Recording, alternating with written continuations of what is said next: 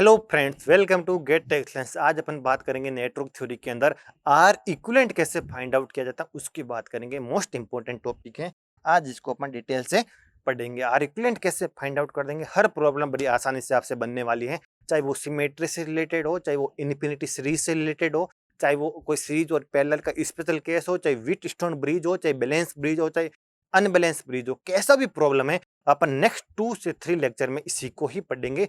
Are equivalent कैसे find out करेंगे, चाहे वो एक इनफिनिटी सीरीज दे दे आपको, चाहे सीरीज और पैरेलल का स्पेशल कोई बहुत अच्छा क्वेश्चन बना के दे दे, और चाहे आपको बैलेंस ब्रिज या व्हीटस्टोन ब्रिज का क्वेश्चन दे दे, और चाहे आपको अनबैलेंस ब्रिज का दे, चाहे स्टार टू डेल्टा और डेल्टा टू स्टार कन्वर्जन का क्वेश्चन आ जाए, कैसा भी क्वेश्चन आ जाए, उस केस में अपन आर इक्विवेलेंट फाइंड आउट करने का मेथड सीखेंगे। बहुत ही इजी कंसेप्ट है, सिमेट्री भी आएगी, सिमेट्री को यूज करना भी आना चाहिए। सारे concept upon step by step पढ़ने वाले हैं। तो आर इक्विवेलेंट का सबसे फर्स्ट अपन बात करेंगे, सीरीज कनेक्शन क्या होता है। ये 12th का बेसिक है, लेकिन एक बार अपन पढ़ लेते हैं। सीरीज कनेक्शन किसे कहते हैं, तो आपको पता है, मान लो कोई भी दो रजिस्टर जिसके रेजिस्टेंस की वैल्यू R1 एंड R2 है। क्या है, मान लो ये कोई एक रजिस्टर जिसके रेजिस्टेंस की वैल्यू R1 है, ये कोई रजिस्टर जिसके रेजिस्टेंस की वैल्यू R2 है, और ऐसे एज्यूम करो कि इसके अक्रॉस एक मैंने पोटेंशियल ड्रॉप कितना लगाया, इसके अक्रॉस एक पोटेंशियल ड्रॉप V लगाया, जिसकी वजह से इसमें करंट कितनी फ्लो हो रही है,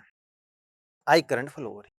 तो सीरीज कनेक्शन किसको बोला जाता है, सीरीज कनेक्शन उस कनेक्शन को बोला जाता है जब दोनों एलिमेंट में equal amount of current flow होती है। इसमें जितनी करंट इसमें फ्लो होगी, एग्जैक्टली उतनी की उतनी करंट उसी में भी फ्लो होगी। जब इक्वल अमाउंट में करंट फ्लो होती है किन्हीं भी दो एलिमेंट्स के अंदर, तो अपन इसको बोला जाता है सीरीज कनेक्शन बोला जाता है। और ये पॉइंट क्या हो जाएगा, ये पॉइंट इन दोनों का कनेक्शन पॉइंट हो जाएगा, जहां पर ये दोनों आपस में कनेक्टेड है।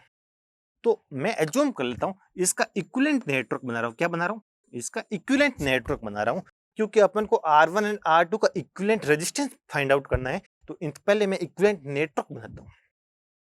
मैंने ऐसे एज्यूम कर लिया कि R1 एंड R2 का इक्विवेलेंट क्या है, R इक्विवेलेंट है। मैंने मान लिया इन दोनों का इक्विवेलेंट क्या है, R इक्विवेलेंट है। और अगर इसके अक्रॉस में वोल्टेज V लगाता हूं, और अगर इसके भी अक्रॉस में वोल्टेज V लगाता हूं, तो इसमें भी करंट कितनी फ्लो होगी, I।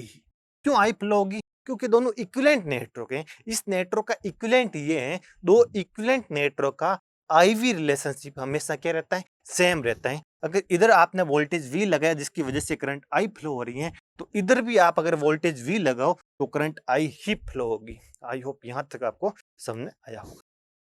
अब हम क्या करते हैं, इस फर्स्ट नेटवर्क के अंदर केवीएल लगाते हैं। क्या लगाते हैं, केवीएल लगाते हैं। तो आपको पता है केवीएल में एक क्लोज लूप के अंदर घूमते हैं ना, तो वोल्टेज का एल्जेब्रिक सम अपन को कितना मिलता है, 0 मिलता है, उसको बोला जाता है केवीएल।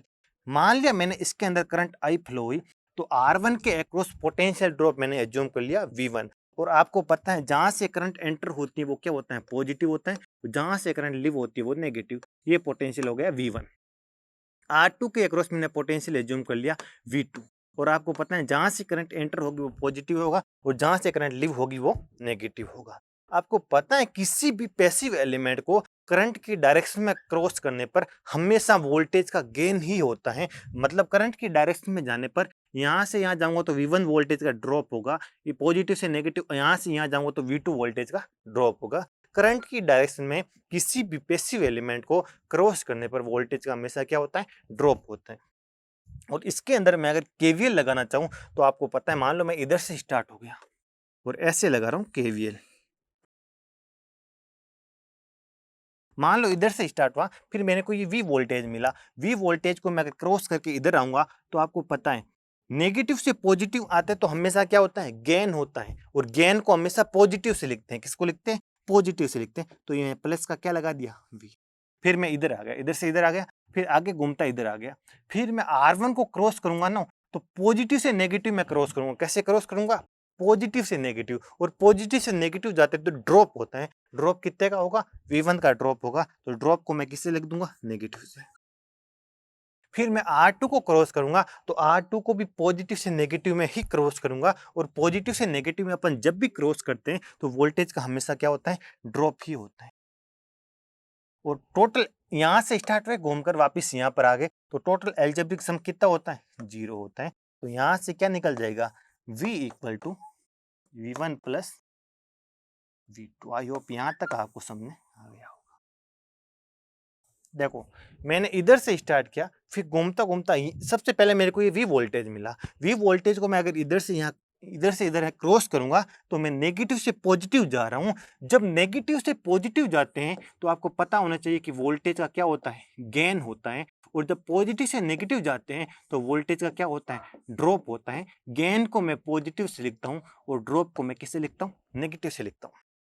तो सबसे पहले नेगेटिव से पॉजिटिव वी वोल्टेज का गेन, तो मैंने वी लिख दिया, प्लस का वी। फिर इधर आ गया, फिर पॉजिटिव से नेगेटिव मतलब ड्रॉप होगा कितने वोल्टेज का, V1 का, तो माइनस V1। फिर पॉजिटिव से नेगेटिव कितने का ड्रॉप होगा, V2 का, तो minus V2 equal to 0। V equal to V1 plus V2। I hope यहाँ तक आपको समझ में आया होगा। अगर इधर से मैं ओम्स लॉ के हिसाब से अगर बात करूं तो ये V है तो ये भी कितना होगा, पैरेलल ब्रांचेज का वोल्टेज क्या होता है, सेम होता है। ये अपन ने पढ़ा था अपन केवीएल के अंदर।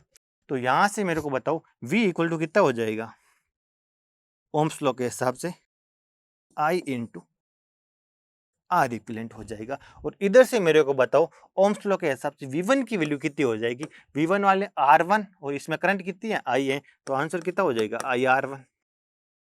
V2 की क्या हो जाएगी, इसके अक्रॉस पोटेंशियल ड्रॉप करंट कितनी है, I इंटू R2, IR। मैं अगर ये वैल्यू इसके अंदर पुटअप करूं, देखो ये V की वैल्यू इधर पुटअप करूंगा और V1 और V2 की वैल्यू इसमें पुटअप करूंगा तो क्या हो जाएगा, V की जगह में कितना लिख सकता हूं, I into are equivalent. V1 की जगह कितना लिख सकता हूं, IR1 और V2 की जगह IR2 equal to,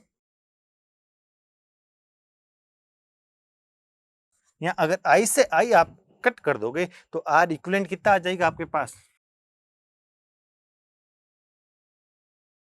R1 plus R2। I hope आपको ये समझ आ गया कि सीरीज में क्या होते हैं, रजिस्टर ऐड होते हैं। आई होप यहाँ तक आपको समझ में आ गया होगा। अब अपन पढ़ते हैं वोल्टेज डिवीजन रूल के बारे में पढ़ेंगे। किसके बारे में पढ़ेंगे, वोल्टेज डिवीजन रूल के बारे में। ये अपन ने बात की थी कि अगर ऐसे कोई भी दो रजिस्टर आपस में सीरीज में कनेक्टेड हैं जिनकी रेजिस्टेंस की वैल्यू R1 एंड R2 है और इसके एक्रॉस अगर पोटेंशियल अपन ने V अप्लाई किया है जिसकी वजह से अगर इसमें करंट आई फ्लो हो रही है तो इसके अक्रॉस पोटेंशियल कितना आ जाएगा, V1 आ जाएगा।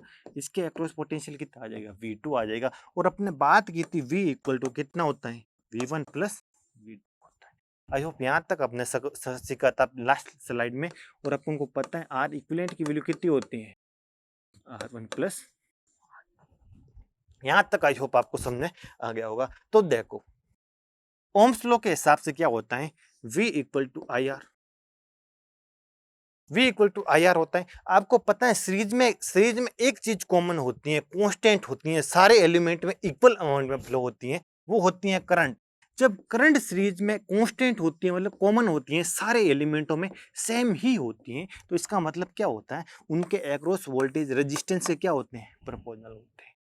उनके उनके मतलब एक्रॉस किसी भी एलिमेंट के एक्रॉस वोल्टेज का वैल्यू उसके रेजिस्टेंस से क्या हो जाएगा, प्रोपोर्शनल हो जाएगा। तो मेरे को बताओ वोल्टेज के प्रोपोर्शनल होगा तो बताओ V1 रेशियो V2 क्या होगा, R1 रेशियो R।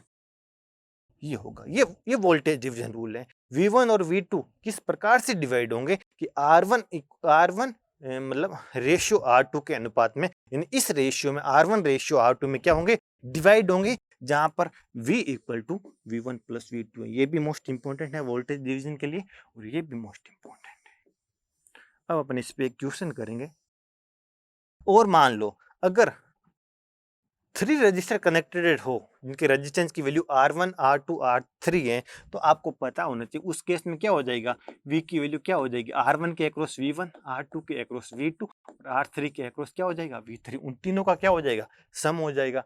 और वहां पर आपको पता होना चाहिए V1 ratio V2 ratio V3 कितना हो जाएगा, 3 के केस में हो जाएगा R1 ratio R2 ratio R3 हो जाएगा। आई होप ये भी आपको पता होना चाहिए 3 के केस में क्या होता है।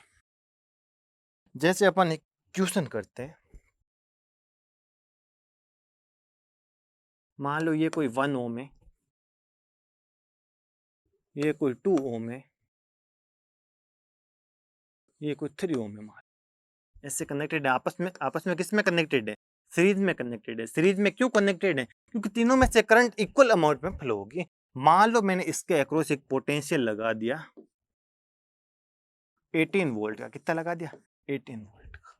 तो मेरे को बताओ V1,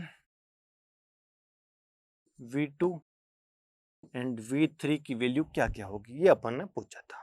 तो आपको पता ही 18 वोल्ट होगा ना, तो ये पता होना चाहिए कि V1 plus V2 plus V3 की वैल्यू हमेशा किसके इक्वल होगी? हमेशा 18 के इक्वल ही होती है। और 3 के केस में आपको यह पता होना चाहिए कि V1 ratio V2 ratio V3 क्या होगा?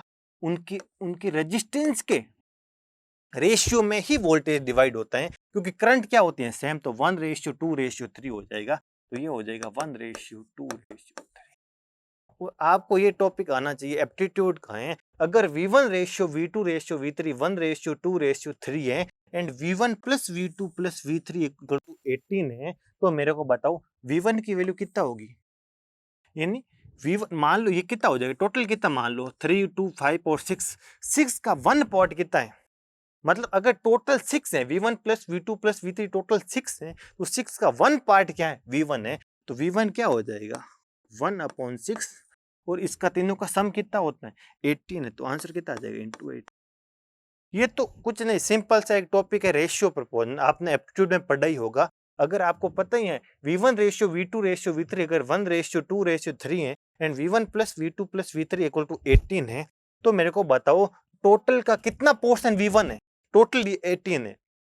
तो यहां से पता पड़ेगा अगर टोटल का 1/6 पोर्शन क्या है? V1 है। टोटल कितना? 18। 18 का 1/6 क्या हो गया? V1 हो गया। V2 कैसे निकालेंगे? टोटल का कितना पार्ट V2 है? 2 है। टोटल अगर 6 है तो V2 कितना है? 2 है। टोटल अगर 6 है तो V2 2 हो जाएगा और टोटल 18 होगा तो क्या हो जाएगा? 2/6 इंटू 18। V3 की वैल्यू क्या हो जाएगी? टोटल का V3 कितना पार्ट है? 3 पार्ट है। अगर टोटल 6 है तो V3 का पार्ट कितना हो जाएगा? 3 हो जाएगा। लेकिन टोटल कितना है? 18 है। तो 18 से क्या हो जाएगा? मल्टीप्लाई हो जाएगा। क्या हो जाएगा? ये V1 V2 V3 की वैल्यू आपको फाइंड आउट करनी आना चाहिए। आपको ये पता होना चाहिए कि V1 ratio V2 ratio V3 इनकी रेजिस्टेंस से क्या होता है? प्रोपोर्शनल होता है। 1:2:3।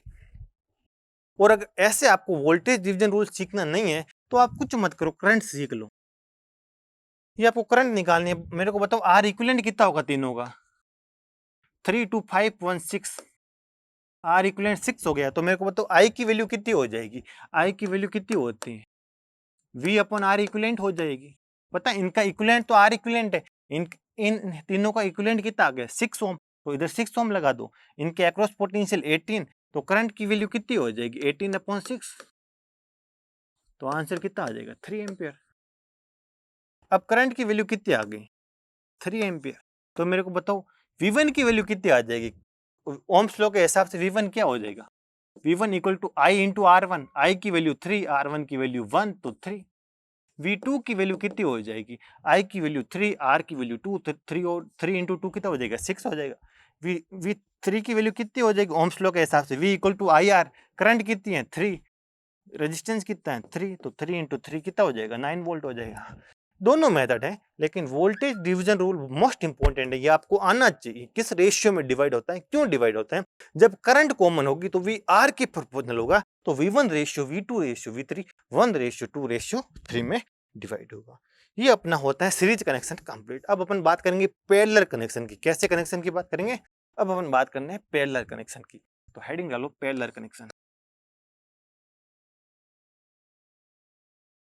अब अपन बात कर ले पैरेलल कनेक्शन। सीरीज में अपन ने बोला था जब दोनों एलिमेंट से इक्वल अमाउंट की करंट फ्लो होती है तो उसको बोला जाता है सीरीज कनेक्शन। लेकिन जब दोनों एलिमेंट्स के अक्रॉस पोटेंशियल ड्रॉप इक्वल होता है तो उसको बोला जाता है पैरेलल कनेक्शन। जैसे मान लो कोई भी दो अगर रजिस्टर हैं जिनकी जिनकी रेजिस्टेंस की वैल्यू R1 एंड R2 है।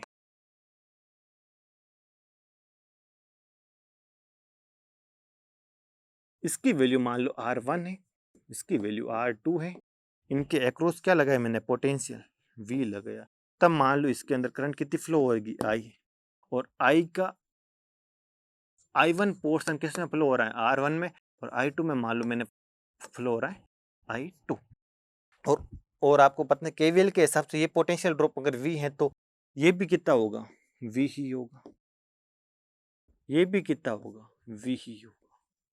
और इसका इक्विवेलेंट में अगर सर्किट बनाऊं, मान लो R1 और R2 का इक्विवेलेंट मेरे को इक्विवेलेंट सर्किट बनाना है, तो R1 और R1 एंड R2 को मैंने कंबाइन करके क्या लिख दिया, R इक्विवेलेंट लगा दिया। क्या लगा दिया, R1 और R2 को कंबाइन कर दिया। अब मेरे को इक्विवेलेंट फाइंड आउट करना है, तो इस सर्किट का इक्विवेलेंट सर्किट मैं इधर बना रहा हूँ R इक्विवेलेंट, और इसके एक्रॉस मान लो पोटेंशियल ड्रॉप हो गया V, और उस वजह से मान लो इसमें भी करंट कितनी, अगर अगर ये और ये इक्विवेलेंट है तो इसके अक्रॉस पोटेंशियल ड्रॉप V लगाने पर भी करंट I ही फ्लो होगी, क्योंकि ये और ये नेटवर्क क्या है, इक्विवेलेंट नेटवर्क का IV रिलेशनशिप सेम होता है। आई होप ये आपको पता है। तो मेरे को बताओ, अगर मैं इस नोड पर, किस नोड पे, इस नोड पे KCL लगाऊंगा तो इनकमिंग I है, आउटगोइंग I1 और I2 क्या आउटगोइंग है, तो मेरे को बताओ I की वैल्यू किसके इक्वल हो जाएगी, I1 प्लस I2। और मेरे को बताओ I1 की वैल्यू कितनी होगी, तो ओम्स लॉ के हिसाब से मैं बता सकता हूं, इसके across potential drop V, resistance R1, तो I1 की वैल्यू कितनी हो जाएगी, V अपॉन R1। और I2 की कितनी हो जाएगी, I2 किस में फ्लो हो रही है, R2 में फ्लो हो रही है। इसके अक्रॉस पोटेंशियल ड्रॉप कितना है, V है, और रेजिस्टेंस कितना है, R2 है। तो ओम्स लॉ के हिसाब से I2 की वैल्यू कितनी हो जाएगी, V अपॉन। और इस नेटवर्क से अगर मैं I की वैल्यू फाइंड आउट करूं, तो सिंपली I की वैल्यू ओम्स लॉ के हिसाब से V अपॉन, ये V है तो ये भी क्या हो जाएगा, V, तो V अपॉन क्या आ जाएगा, R इक्विवेलेंट।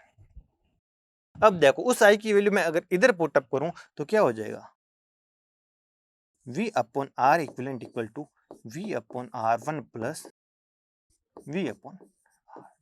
V से V क्या हो जाएगा, कैंसिल आउट हो जाएंगे, और आंसर क्या आ जाएगा, 1 upon R equivalent equal to 1 upon R1 plus 1 upon, ये होता है पैरेलल कनेक्शन में। पैरेलल कनेक्शन में R इक्विवेलेंट की वैल्यू कितनी आती है, 1 upon R equivalent equal to 1 upon R1 plus 1 upon R2। इसका मतलब क्या हो जाएगा, R इक्विवेलेंट इक्वल टू, अगर मैं इसको सोल्व करूंगा तो क्या आ जाएगा, R1 R2 upon R1 plus R2 आ जाएगा। आई होप ये आपको यहाँ तक पता चला होगा कि R इक्विवेलेंट कैसे निकालते हैं। अगर तीन रजिस्टर आपस में पैरेलल में कनेक्टेड हो तो उनका क्या हो जाएगा, तो उनका R इक्विवेलेंट ऐसे निकालते हैं, 1 upon R equivalent equal to 1 upon R1 plus 1 upon R2 plus 1 upon R3। I hope ये आपको ये फॉर्मूला याद रखना। अगर n नंबर ऑफ कनेक्टेड है तो 1 अपॉन R इक्विवेलेंट को लो, 1 upon R1 plus 1 upon R2 plus चलता जाएगा, फिर 1 अपॉन Rn हो जाएगा। ये इनका इक्विवेलेंट रेजिस्टेंस होता है। इक्विवेलेंट रेजिस्टेंस से मोस्ट इंपॉर्टेंट है कि करंट कैसे डिवाइड होगी, I1 और I2 R1 और R2 में किस हिसाब से डिवाइड होगी उसकी बात करेंगे। तो देखो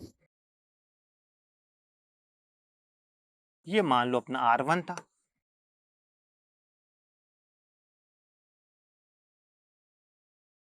ये मेरा R2 था, इसके अक्रॉस ये पोटेंशियल V था, इसमें करंट कितनी फ्लो हो रही थी, I फ्लो हो रही थी, उसकी वजह से इसमें हो रही थी I1 और इसमें हो रही थी I2 करंट फ्लो हो रही थी। और मैंने कहा था इधर मैं अगर लगाऊंगा KCL तो I की वैल्यू क्या हो जाएगी, I1 प्लस।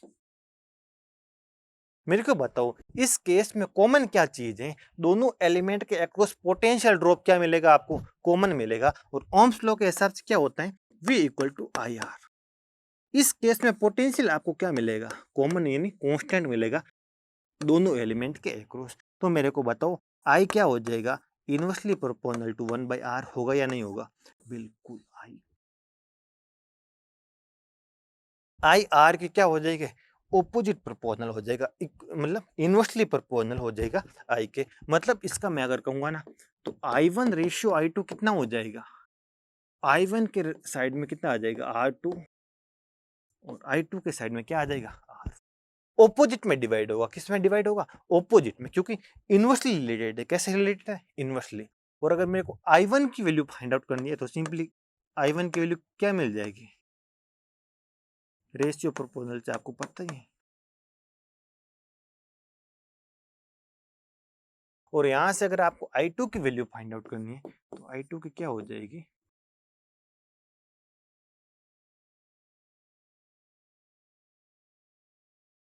ये आपका हो गया करंट डिवीजन रूल। ये है कहाँ से आए, सिंपली कुछ नहीं, इसको मैं लिख सकता हूँ कि I1 अपॉन I2 कितना हो जाएगा, यहाँ से देखूंगा कितना हो जाएगा, R2 अपॉन R1 होगा या नहीं होगा, बिल्कुल होगा।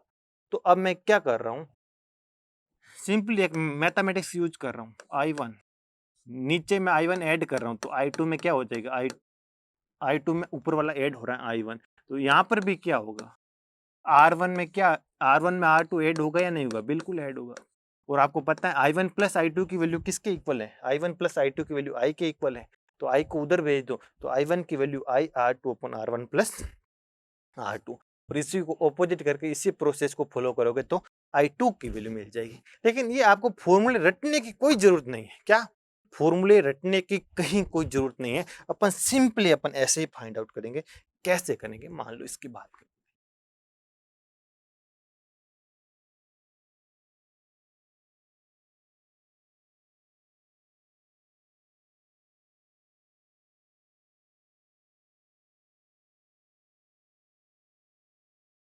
देखो अपन सिंपली ऐसे एक रैंडम नेटवर्क लेके उसकी बात करेंगे। मान लो इसका इसका रेजिस्टेंस है 3 ओम, इसका है 6 ओम, और इसका है मान लो 2 ओम है। आई होप यहाँ तक आपको समझ आ गया। मान लो कोई भी तीन अगर रजिस्टर है जिसके रेजिस्टेंस की वैल्यू 3 ओम, 6 ओम एंड 2 ओम है, और इसके एक्रॉस पोटेंशियल मान लो मैंने अप्लाई कर दिया 5 वोल्ट, कितना वोल्ट अप्लाई कर दिया, एक मिनट, कितना वोल्ट अप्लाई कर दिया मैंने, मान लो मैंने 15 वोल्ट इसके अक्रॉस एक पोटेंशियल अप्लाई कर दिया, कितना अप्लाई कर दिया, 15, बस उसकी वजह से इसमें करंट कितनी फ्लो हो रही है, आई करंट फ्लो हो रही है। मान लो इसके अंदर फ्लो हो रही है I1, इसके अंदर फ्लो हो रही है I2, इसके अंदर करंट फ्लो हो रही है I3। तो अगर I1 I2 I3 की वैल्यू आपको फाइंड आउट करनी है तो कुछ मत करो, सिंपली अगर ये 15 वोल्ट है तो ये भी कितना होगा,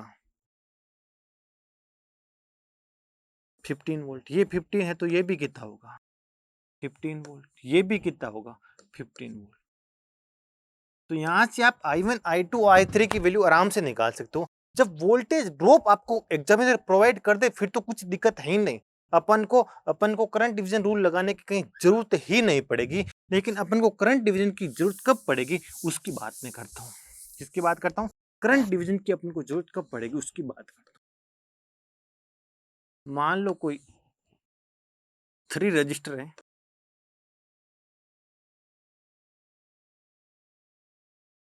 जिनके रेजिस्टेंस की वैल्यू है 6 ओम, 3 ओम एंड 2 ओम, और इसके अंदर मान लो करंट फ्लो हो रही है 15 एम्पियर की, कितनी करंट फ्लो हो रही है, 15। अब आपको पूछेगा कि इसमें कितना जाएगा, इसमें कितना जाएगा, और इसमें कितना जाएगा। अब आप बताओ I1 ratio I2 ratio I3 कितना होगा, ऐसी बात करेगा। मान लो 15 एम्पियर की करंट फ्लो हो रही है तो I1 की वैल्यू फाइंड आउट करो, I2 की वैल्यू फाइंड आउट करो, I3 की वैल्यू फाइंड आउट करो, ऐसा अगर एग्जामिनर बोले तो अपन कैसे निकालेंगे। इस लॉ को बोला जाता है current division rule, current division rule बोला जाता है। और आपको पता है करंट डिवीजन रूल में I इनवर्सली प्रोपोर्शनल होता है 1/R के। यहाँ पर क्या होता है, V कॉमन होता है, सारे एलिमेंट के अक्रॉस पोटेंशियल क्या होता है, सेम होता है। तो मेरे को बताओ I1 ratio I2 ratio I3 क्या होगा। देखो I प्रोपोर्शनल टू होता है 1/R, क्या होता है 1/R। तो मेरे को बताओ I1 क्या हो जाएगा, 1/6 होगा या नहीं होगा, 1/R1 हो जाएगा I1 के, 1/R1। I2 के हो जाएगा 1/3, और I3 के कितना हो जाएगा 1/2 हो जाएगा। आई होप यहाँ तक आपको समझ में आया होगा। वहां पर क्या होता था, सीरीज में V1 ratio V2 ratio V3 क्या होता था, R1 ratio R2 ratio R3 के इक्वल होता था। लेकिन यहाँ पर I1 ratio I2 ratio I3 किसके इक्वल होगा, 1/R1 ratio 1/R2 ratio 1/R3 के इक्वल होगा, किसके इक्वल होगा, 1/R3 के। ये मैंने लिख दिया। अब आप किसी भी एक ऐसे नंबर से इंटू कर दो, इस पूरी इक्वेशन को ऐसे नंबर से मल्टीप्लाई कर दो कि ताकि ये इंटीजर नंबर में आ जाए। मैंने अगर 6 से मल्टीप्लाई करूंगा तो कितना हो जाएगा, 1 रेशियो 2 रेशियो, और यहां से आपको अगर एक इक्वेशन में और लिखूं तो क्या मिल जाएगा, I1 plus I2 plus I3 की वैल्यू कितनी मिल जाएगी, 15 एम्पियर। इस 15 एम्पियर में I1 का पोर्शन कितना है, 1 है, और और मेरे को पता टोटल कितना है 6 है, तो मेरे को बताओ I1 की वैल्यू कितनी हो जाएगी। टोटल 6 के अंदर I1 का पोर्शन कितना है 1 है और अपनी टोटल करंट कितनी है 15 है, तो आंसर कितना आ जाएगा 1/6 इंटू 15 आ जाएगा। अगर आपको I3 की वैल्यू फाइंड आउट करनी है तो सिंपली I3 का पोर्शन कितना है, पूरा कितना है 6 के अंदर I3 का कितना पोर्शन है, I3 का पोर्शन है 3 और अपनी टोटल करंट कितनी है 50, 3/6 इंटू 15 एम्पियर I3 की वैल्यू आ जाएगी। अगर I2 की वैल्यू फाइंड आउट करनी है तो सिंपली क्या करेंगे, I2 का बताओ मेरे को पोर्शन कितना है 2 है, I2 का पोर्शन कितना है 2 है, टोटल 6 के अंदर I2 का पोर्शन कितना है 2 है, टोटल 6 है और करंट कितनी है 15, तो 2/6 इंटू 15 एम्पियर ये है। इस लॉ को बोला जाता है करंट डिवीजन लॉ बोला जाता है या करंट डिवीजन रूल। तो आई होप आपको समझ आ गया सीरीज में कैसे कनेक्ट होते हैं, पैरेलल में कैसे कनेक्ट होते हैं, उनका इक्विवेलेंट कैसे निकालते हैं, करंट डिवीजन कैसे करते हैं, वोल्टेज डिवीजन कैसे करते हैं, वो सारे आपको पता चल गया होगा। तो इस लेक्चर के लिए इतना ही। Thank you so much.